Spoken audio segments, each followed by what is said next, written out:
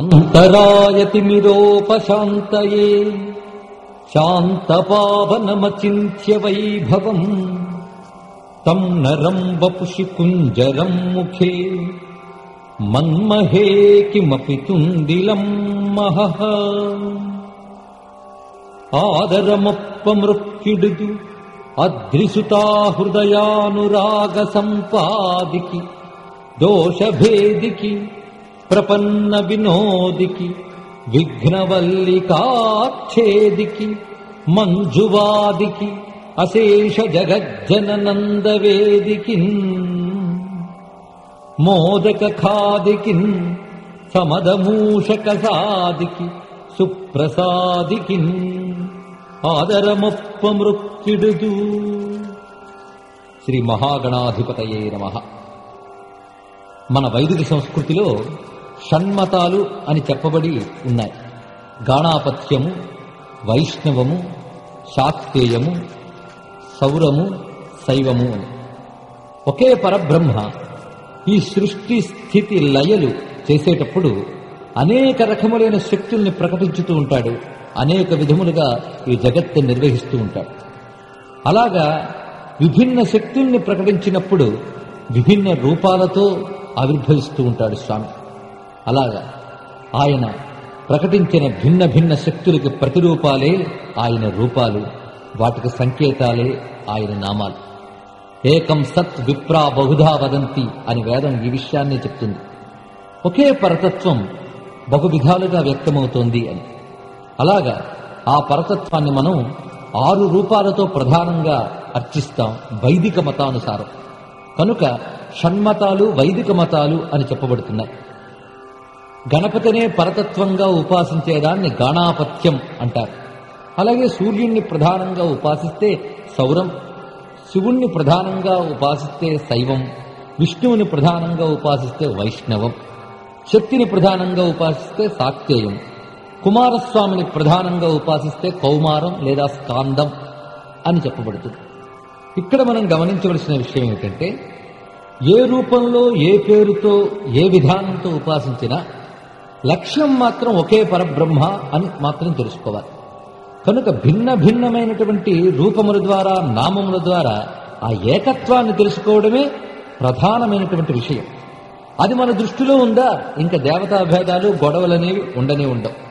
ఇప్పుడు గణపతి గురించి మనం ప్రస్తావించుకుంటే, పరబ్రహ్మ స్వరూపమే గణపతి, వేదవేద్యమైన తత్వమే గణపతి అని స్పష్టంగా తెలుసుకోవాలి. ఏదైనా ఒక పూజ చేసినా, పునస్కారం చేసినా, ఏ శుభకర్మ చేసినా ప్రథమంగా మనం గణపతిని తలంచుకుంటాం. దానిలో వాడబడే వేదమంత్రం ప్రసిద్ధంగా అందరికీ తెలిసినదే. గణానాం త్వా గణపతిగం హవామహే కవిం కవీనాముపమస్రవస్తమం జ్యేష్ఠరాజం బ్రహ్మణాం బ్రహ్మణస్పత ఆనః శృణ్వన్నోతిభిస్తీదసాదనం అని ఆ వేదమంత్రం. ఈ మంత్రాన్ని బాగా ఏకాగ్రంగా పరిశీలిస్తే పరబ్రహ్మ యొక్క తత్వమంతా ఇందులో నిబద్ధం చేశారు వేద మహర్షులు. దీని ప్రధాన భావం ఏమిటంటే, గణములలో గణపతిగా ప్రకాశించే ఓ దైవమా, నిన్ను ఉపాసిస్తున్నాము లేదా ఆహ్వానిస్తున్నాము. నువ్వు ఎటువంటి వాడివి అంటే, కవీనాం కవిం, కవులకు కూడా కవి అయినటువంటి వాడవు. ఉపమశ్రవస్తమం, ఉపమశ్రవస్తమం అంటే పోలికగా చెప్పదగినటువంటి మిక్కిలి కీర్తి కలవాడు అని ఒక అర్థం. సృష్టిలో ఏదైనా ఒక గొప్ప వస్తువుని చూస్తే ఆ గొప్ప వస్తువుని చెప్పడానికి మరో గొప్ప వస్తువుతో పోలుస్తాం. అందంగా ఒక ముఖం ఉంటే చంద్రుడిలా ఉంది అంటాం, అంటే చంద్రుడు అప్పటికే అందంగా ఉన్నాడు గనక. ఇలాగా పోల్చడానికి లేదా ఆదర్శంగా చెప్పడానికి ఉత్తమమైన కీర్తి కలిగినటువంటి వాడు అని అర్థం ఉపమశ్రవస్తం అంటే. ఇంకొక అర్థం ఏమిటి అంటే, సర్వేషాం అన్నానాం ఉపమానం యస్య అంటూ వేదార్థం తెలిసిన వారు వ్యాఖ్యానించారు. ఉపమశ్రవస్తవం అంటే అన్న సమృద్ధి కలవాడు అని ఒక అర్థం. ఇప్పుడు గణపతికి ఎన్ని లక్షణాలు చెప్తున్నారు? గణానాం త్వా గణపతిగం హవామహే, ఓ గణపతి అన్నారు. గణపతి అంటే గణములకు పతి. గణములకు పతి అయిన వాడు ఎక్కడున్నాడు?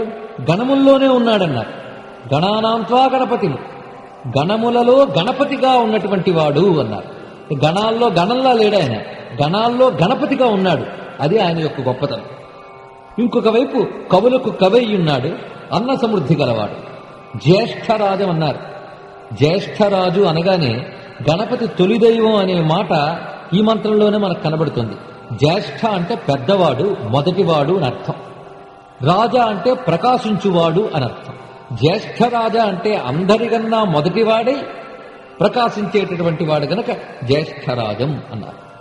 బ్రహ్మణాం బ్రహ్మణస్పత, బ్రహ్మణస్పతే అని సంబోధిస్తున్నారన్నమాట గణపతిని. ఆయన బ్రహ్మణాం బ్రహ్మణస్పతి, బ్రహ్మణములయందు బ్రహ్మణస్పతిగా ప్రకాశిస్తున్నటువంటి వాడు కూడా ఆయన. బ్రహ్మణములు అంటే వేద మంత్రములు అని అర్థం. అంతేకాకుండా కర్మకి వినియోగింపబడేటటువంటి వేద మంత్రములు ప్రత్యేకించి, లేదా వేద మంత్రాలని కర్మకి వినియోగించేటప్పుడు బ్రహ్మణములు అని అంటామనేది దీని అర్థం. అంటే బ్రహ్మణ శబ్దం కర్మల్ని తెలియజేస్తుంది. ఈ కర్మలన్నిటికీ కూడా పతి ఎవడో అతడు బ్రహ్మణస్పతి అని చెప్తున్నారు. అటువంటి ఓ బ్రహ్మణస్పతి గణపతి, నువ్వు రావయ్యా అని ఆహ్వానిస్తున్నారు. ఎక్కడికి రావాలి? సాధనం. సాధనం అంటే సదనస్య భావం సాధనం. సదనము అంటే ఇల్లు అని అర్థం. సాధనం అంటే ఇల్లు లేదా నివాసము అని అర్థం. అయితే అన్ని ఇళ్ళు సదనాలు అనిపించుకో. సదనం అంటే ఎక్కడ యజ్ఞం జరుగుతుందో ఆ చోటుకి సదనం అని పేరు. అందుకే సదస్సు, సదస్సు ఇటువంటి మాటలన్నీ మనకు వచ్చాయి. యజ్ఞం జరిగే చోటికి సదనం అని పేరు. అంటే ఎవరి ఇంట్లో నిరంతరం దేవతారాధనలు అనే యజ్ఞాలు జరుగుతాయో ఆ ఇల్లునే సదనం అనాలి, లేకపోతే కొంప అనవచ్చు మనం. గృహం సదనం ఎప్పుడవుతుందంటే యజ్ఞాలు జరిగేటటువంటి ఇల్లే సదనం అవుతుంది. అలాంటి సదనములోకి రమ్మంటున్నాం గణపతిని.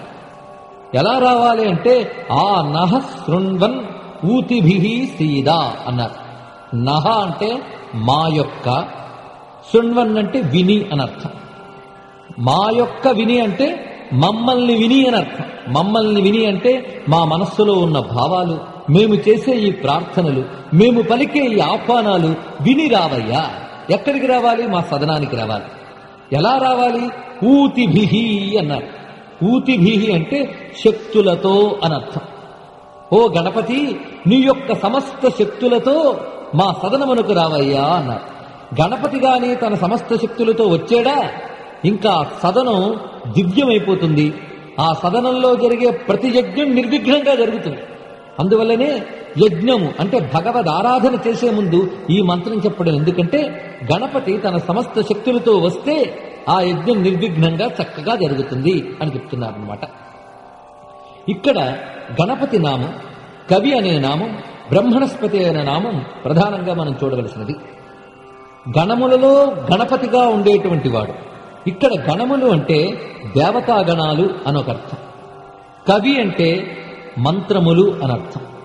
కవి అనే శబ్దం వేదం చాలా గొప్ప అర్థంతో వాడింది. అంతేగాని రచనలు చేసేటటువంటి వాడు కవి కాదు. కవి అనేది వేద శబ్దం. పరమాత్మకు వాడారు, మళ్ళీ వేద మంత్రాలకు కవి అని వాడారు. కవి అంటే దర్శన శక్తి కలవాడిని కవి అంటారు. అతీంద్రియమైన విషయాన్ని దర్శించేవాడిని కవి. కవయః క్రాంతదర్శయ అన్నారు. కవి ఎవరయ్యా అంటే క్రాంత దర్శన శక్తి కలిగినటువంటి వాడు కవి. క్రాంత ద్రష్టలన్నమాట. మామూలు కన్ను చూడలేనటువంటి మహత్వాన్ని దర్శించేవాడు కవి. అలాగా మంత్రములకు కవి అని పేరు, వేద మంత్రములకు కవి అని పేరు. ఎందుకంటే వేద మంత్రములు ఆ పరమాత్మని దర్శిస్తూ దర్శింపజేస్తున్నాయి కనుకనే వేద మంత్రములను కవి అన్నారు. ఆ కవులకు కవిట గణపతి అంటే అర్థం వేద మంత్రములన్నీ భగవంతుడిని చూస్తూ ఉన్నాయి. ఆ భగవంతుడు ఈ వేదములను, ఈ ప్రపంచాన్ని నిరంతరం చూస్తూ ఉంటాడు. కనుక కవులకు కవి అయినటువంటి వాడు గణపతి అన్నమాట. ఇక బ్రహ్మణస్పతి అంటే వేద చోదితమైన కర్మలన్నిటికీ కూడా అధిపతి అయినటువంటి వాడు అని. ఇప్పుడు ఈ మంత్రంలో ప్రధానంగా 3 విషయములు చెప్పబడుతున్నాయి. గణములు అంటే దేవతలందరూ చెప్పబడ్డారు. కవి అంటే మంత్రములు చెప్పబడ్డాయి. బ్రహ్మణములు అంటే కర్మలు చెప్పబడ్డాయి. మధ్యలో ఉపమస్రవస్తమం అన్న సమృద్ధి కలవాడు అనగానే అన్నములు చెప్పబడ్డాయి. ఈ 4 యజ్ఞమునకు కావలసినవి. మొదట కావలసిన దేవతాగణములు, 2 మంత్రములు కావాలి. 3 కర్మ కావాలి, 4 యజ్ఞములకు వినియోగింపబడే ద్రవ్యములు కావాలి. ఇప్పుడు ఈ 4ంటికి అధిపతి పరమాత్మే అని చెప్తున్నాడు అనమాట. అది విశేషం. దేవతలలో దేవతగా ఉన్నటువంటి వాడు, పైగా దేవతలకు అధిపతిగా ఉండేటువంటి వాడు, అందుకే గణముల్లో గణపతి అన్నారు. అదేవిధంగా స్వామి అన్న సమృద్ధి కలవాడు, అంటే యజ్ఞ ద్రవ్యాలన్నీ ఆయన వల్లే వస్తున్నాయన్నమాట. అటువంటి స్వామి కర్మలకు కూడా పతి అయినటువంటి వాడు అన్నారు. యజ్ఞంలో వాడబడే అన్నింటికీ ఎవడి పతో అతడే ముందు వస్తే తర్వాత యజ్ఞకర్మంతా చక్కగా జరగబడుతుంది. అంటే ఇప్పుడు గణపతి అంటే ఏమని అర్థమైంది? ఏదో విఘ్నాలు తొలగించే మామూలు దైవం కాదు ఆయన. పరిపూర్ణుడైన పరబ్రహ్మయే గణపతి అని వేదం వర్ణించింది. ఇది ప్రధానంగా ఒక అర్థం చెప్పుకున్నాం. ఇంకొక అర్థం మనం చూస్తే గణములు అనే మాట చాలా గొప్ప మాట. గణము అంటే సమూహం అని అర్థం. గణేభ్యో గణపతిభ్యశ్చభో నమో నమః అని రుద్ర నమక మంత్రాల్లో కూడా చెప్పారు. గణములు సృష్టి నిండా ఉన్నాయి, ప్రపంచం నిండా గణములున్నాయి, సమూహాలున్నాయి. ఉదాహరణకి అనంత విశ్వంలో గ్రహములన్నీ ఒక గణం, నక్షత్రములన్నీ ఒక గణం అని మనం విభజించుతూ వెళతాం. గ్రహములన్నీ ఒక గణం అయితే ఆ గ్రహాలలో మళ్ళీ భూమిని తీసుకుందాం. ఈ భూమిలో చూడండి మళ్ళీ ఎన్ని గణాలున్నాయో. చెట్లన్నీ ఒక గణం అంటాం, నదులన్నీ ఒక గణం, కొండలన్నీ ఒక గణం. సరే, గణాలు విభజించాం మళ్ళీ. అయితే చెట్లన్నీ ఒక గణం అన్నాం. మళ్ళీ ఆ చెట్లలో చూస్తే మామిడి చెట్లు ఒక గణం, అశోక చెట్లు ఒక గణం, మర్రి చెట్లు ఒక గణం. ఆ మామిడి చెట్లోకి వెళ్తే మళ్ళీ అందులో ఎన్నో గణాలు కనబడతాయి. బంగిరిపల్లి ఒక గణం అంట, రసాలు ఒక గణం, ఇంకా సువర్ణ రేఖలు ఒక గణం, మళ్ళీ దానిలో గణాలు. అలాగే మనుష్యులు ఒక గణం అంటాం. మనుష్యుల్లో మళ్ళీ ఎన్ని గణాలు చూడండి. స్త్రీలు పురుషులు, అందులో వర్ణములు, ఆశ్రమములు, మంచివాళ్లు, చెడ్డవాళ్లు, పదవులు, వృత్తులు, ఇలా వేటి ప్రకారం వాటిని తీస్తే మళ్ళీ ఇన్ని గణాలు తయారవుతున్నాయి. ఇలాగా ప్రపంచంలో ప్రతిదీ కూడా గణములతో కూడుకున్నటువంటిదే. ఇలా చూస్తే విశ్వం అంతా కలుపుకున్న మహాగణం. గణముల్లో గణములు, గణముల్లో గణములు విభజించుతూ వెళితే, కలుపుతూ వెళితే అంతా కలిపి ఒక్కటే, విభజించుతూ వెళితే ఎంతో అనేకం అవుతోందన్నమాట. కనుక ఏకం అనేకం అనే విషయం ఆలోచిస్తే వివిధ విధములుగా ఉన్న గణములన్నింటిలోని గణపతిగా ప్రకాశించేవాడు మాత్రం ఒక్కటే. గణములు ఎన్నో ఉండవచ్చు, గణపతి మాత్రం ఒక్కడే. ఇది గ్రహించవలసిన విషయం. ప్రపంచంలో ఎన్ని జీవకోట్లున్నా ఇన్ని జీవకోట్లలోనూ ఇన్ని భూతములలోనూ కూడా వ్యాపించి ఉన్నటువంటి వాడు మాత్రం ఒకే పరమాత్మ. అందుకే గణములు అనేకం, గణపతి ఏకం. ఇది గ్రహించవలసిన ప్రధానమైన విషయం. ఎవరికి గణపతి తత్వం అవగతమవుతుందో వారు ఏకత్వాన్ని అర్థం చేసుకోగలరు, వారికి భిన్న దృష్టి పోతుంది. ఏకం అద్వితీయం బ్రహ్మ అని ఎవరైతే చెప్పబడుతున్నాడో అతడే గణపతి. ఇప్పుడు గణపతి శబ్దం పరబ్రహ్మవాచకం అని స్పష్టంగా అర్థమయ్యింది కదా. గణములను చూస్తున్నంతకాలం భిన్న దృష్టి ఉంటుంది, కానీ గణములలో అంతర్యామిగా వ్యాపించినటువంటి పరమాత్మను చూస్తే ఆ ఏకమైన పరమాత్మకు నమస్కరిస్తాం. మయి సర్వమిదం ప్రోతం సూత్రే మణిగణాయివా అని భగవద్గీతలో శ్రీకృష్ణ పరమాత్మ చెప్పారు. మణులతో చేసినటువంటి మాలలో ఒకే సూత్రం ఉన్నట్లుగా ఈ సర్వ ప్రపంచము కూడా నాయందే కూర్చబడినది అని పరమాత్మ చెప్పాడు కదా. కనుక ఎవని యందు ఈ ప్రపంచమంతా కూర్చబడిందో, పూసలలా కనబడుతున్న ప్రపంచంలో దారంలాగా ఎవడు ఆధారమై ఉన్నాడో అతడు గణపతి అన్నమాట. ఆయనే ఈ ప్రపంచాన్ని నిరంతరం దర్శిస్తూ ఉన్నాడు. కనుక కవిం కవీనాముపమస్రవస్తమం అన్నారు. ప్రపంచాన్ని నిరంతరం దర్శిస్తూ ఉంటాడు. దర్శించే వారిని దర్శించేవాడు ఎవడో అతడు పరమాత్మ.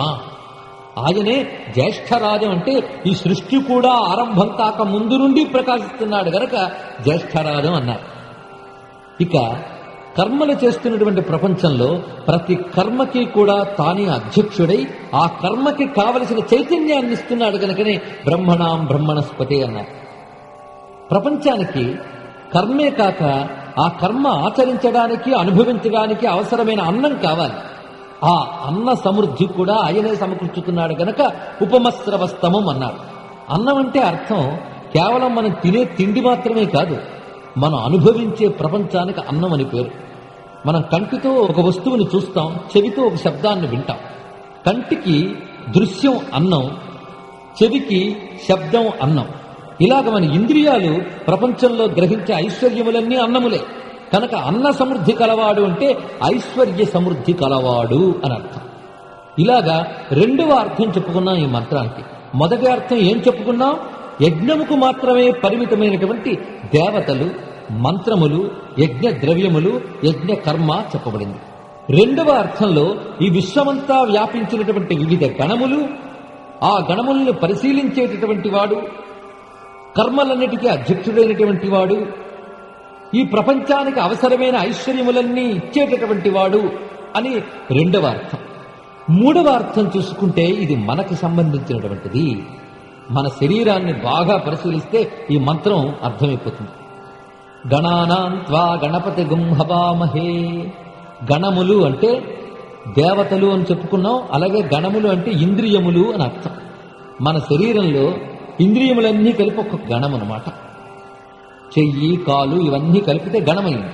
ఈ గణములు ఎన్నో ఉన్నా వీటన్నిటిలో వ్యాపించినటువంటి ఆత్మచైతన్యం మాత్రం ఒక్కటే. అదే ఈ గణములన్నింటినీ శాసిస్తోంది. మన ఇంద్రియములన్నింటినీ శాసిస్తున్నటువంటి పరమాత్మ మన హృదయంలోనే కూర్చున్నాడు కదా. ఆ విధంగా మన ఇంద్రియాలను శాసించేటటువంటి గణపతి పరమాత్మ అని అర్థం. ఇంకా కవిం కవీనాముపమస్రవస్తమం అంటే దర్శన శక్తి కలిగినటువంటివి అంటే ఆలోచనలు అని అర్థం. కవులు అంటే ఆలోచనలు. మనలో తలకాయ నిండా కవులు చాలా మంది ఉన్నారు అంటే ఆలోచనలు అన్నమాట. ఈ ఆలోచనలన్నిటికీ మూలమైనటువంటి చైతన్యం కూడా ఆత్మ చైతన్యమే. అదేవిధంగా ఈ శరీరము, ఈ ఆలోచనలు పోషింపబడాలంటే అన్నం కావాలి కదా, అంటే ఇంద్రియాలు గ్రహించవలసిన వస్తువులు కావాలి కదా. ఆ వస్తువులన్నీ పరమాత్మ ఇస్తున్నాడు అనమాట. అందుకు ఉపమస్రవస్తము అన్నారు. ఇంకా బ్రహ్మణాం బ్రహ్మణస్పతి అంటే కర్మ అన్నమాట, మన శరీరం చేసేటువంటి పనులు. ఈ విధంగా మన శరీరంలో ఉన్న ఇంద్రియాల గణములు, మన ఆలోచనలు కవులు, మనం అనుభవించేటువంటి పదార్థాలు అన్నములు, మనం చేసే కర్మలు బ్రహ్మణములు అన్నమాట.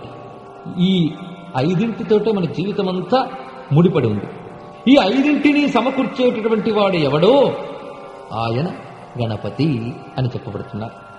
ఆ గణపతి సమృద్ధిగా సదనంలో ఉండాలి. సదనం అంటే మన శరీరం అనే సదనంలో స్వామి ప్రకాశిస్తేనే ఈ శరీరం దివ్యంగా ఉంటుంది. ఇలాగా గణపతి తత్వం అంటే ఆత్మతత్వం యొక్క ఆవిష్కరణమే అని అర్థం. ఇన్ని రహస్యాలు ఈ మంత్రములో దాగి ఉన్నాయన్నమాట. ఇలాగ మనం ఒక పసుపు ముద్దని పెట్టి ఈ మంత్రంతో ఆవాహన చేస్తున్నాం. అంటే ఆదిలో పరమాత్మ నిరాకారుడైనటువంటి వాడు గనక ఆ నిరాకారానికి సంకేతంగా ఆ పసుపు ముద్దలో గణపతిని భావన చేసి ఆరాధిస్తున్నాం. ఇలా ఆరాధించినప్పుడు ఆ గణపతి మన అభివృద్ధికి ఏవేవి ఆటంకపరుస్తున్నాయో ఆటంకాలను తొలగించుతాడు. కనుకనే విఘ్న సంహారకుడు అని చెప్పబడుతున్నాడు. పరబ్రహ్మ యొక్క శక్తే విఘ్న సంహారక శక్తి. ఈ శక్తిని ప్రకటించినప్పుడు గణపతి రూపాన్ని ధరించి వస్తున్నాడు అనమాట. ఏ రూపము లేని దైవం రూపం ధరిస్తాడు. ఎందుకు అంటే భక్తుల్ని అనుగ్రహించడానికి అని. అందుకే ఉపాసకానాం కార్యార్థం బ్రహ్మణో రూపకల్పన అన్నారు. ఉపాసన చేసేవారి కోసం భగవంతుడు రూపం ధరిస్తాడు. ఆ రూపం ఎలాంటి ధరిస్తాడు? తన యొక్క తత్వాన్ని తెలియజేసే రూపం ధరిస్తాడు. తాను ఏ విధంగా భక్తుణ్ణి అనుగ్రహించబోతున్నాడో ఆ విధమైన రూపాన్ని ధరిస్తాడు. ఇప్పుడు తనను నమ్ముకున్న భక్తుడు విఘ్నమును తొలగించమని ప్రార్థిస్తున్నాడు గనక విఘ్న సంహారక మూర్తిగా రాబోతున్నాడు. విఘ్న సంహారక మూర్తిగా వచ్చినప్పుడు గణపతి స్వరూపం ఎలా ఉంటుందంటే ఏనుగు ముఖంతో ప్రకాశిస్తున్నటువంటి బలుపైన తేజం, మంచి బలిష్టమైన రూపంతో వస్తాడు గణపతి. గణపతి అంటేనే బలం, పుష్టి. ఆయన పుష్టిపతి. పుష్టికి బలానికి సంకేతమే ఆ పరబ్రహ్మ. కనుక పుష్టికి సంకేతంగా పుష్టి కలిగిన రూపంతో గణపతి వస్తాడు. ఎందుకంటే విశ్వమంతా నడుస్తున్నది భగవంతుని యొక్క బలం చేత. తద్విష్ణోర్బలమాహు అని చెప్పారు. విశ్వవ్యాపకమైన ఒక మహాబలం ఉంది, ఆ బలం వల్లనే ప్రపంచమంతా నడుస్తోంది అన్నారు. ఆ బలానికి సంకేతంగానే పుష్టి కలిగిన దేహం ఆయనకి. ఇక ఏనుగు ముఖంతో ఆయన సాక్షాత్కరించింది ఎప్పుడు అంటే సృష్టికి పూర్వంలో మొదట సృష్టి రచనకి పరబ్రహ్మ సంకల్పం నుంచి బ్రహ్మదేవుడు ఆవిర్భవించాడు. ఈ బ్రహ్మదేవుడు సృష్టి చేసేటప్పుడు విఘ్నాలు వచ్చాయి. మామూలు ఏ పని చేసినా విఘ్నాలు వస్తాయి. అలాంటిది ఈ సృష్టి రచన అనే గొప్ప పని చేసినప్పుడు విఘ్నాలు రాకుండా ఉంటాయా? విఘ్నాలు వచ్చాయి. ఆ విఘ్నాలు వచ్చినప్పుడు ఏం చేయాలో తెలియలేదు బ్రహ్మదేవుడికి. అప్పుడు ఆయన తనకు కూడా మూల కారణమైనటువంటి ఆ పరమాత్మని ధ్యానం చేశాడు. ఆ పరమాత్మని తెలియజేసే నాదం ఓంకారం. ఆ ఓంకారాన్ని జపం చేస్తూ పరమాత్మని ధ్యానం చెయ్యగా ఆ ఓంకారవాచ్యమైన పరమాత్మ ఒక రూపం ధరించి బ్రహ్మదేవుడికి సాక్షాత్కరించాడనమాట. అలాగా ఓంకారమే రూపం ధరించి కనబడిన స్వరూపం ఎలా ఉన్నది అంటే ఏనుగు ముఖంతో ప్రకాశిస్తూ ఎర్రని కాంతులతో ఉన్నదిట. ఏనుగు ముఖంతో కనబడుతున్నటువంటి ఆ రూపం బ్రహ్మదేవుడికి సాక్షాత్కరించి ఒక మంత్రాన్ని ఉపదేశించింది. ఆ మంత్రం పేరు వక్రతుండ మంత్రం అని. వక్రతుండ అంటే వంకర తొండము కలిగినటువంటి వాడు అని ఒక అర్థం. స్వామి రూపం అలా ఉంది గనక వంకరతుండం కలిగినటువంటి ఆ స్వామి మంత్రం వక్రతుండ మంత్రం అయింది. ఈ మంత్రం జపం చేశాడు బ్రహ్మదేవుడు. అప్పుడు ఏం జరిగింది అంటే విఘ్నాలన్నీ తొలగిపోయే బ్రహ్మదేవుడి సృష్టి రచన సమర్థంగా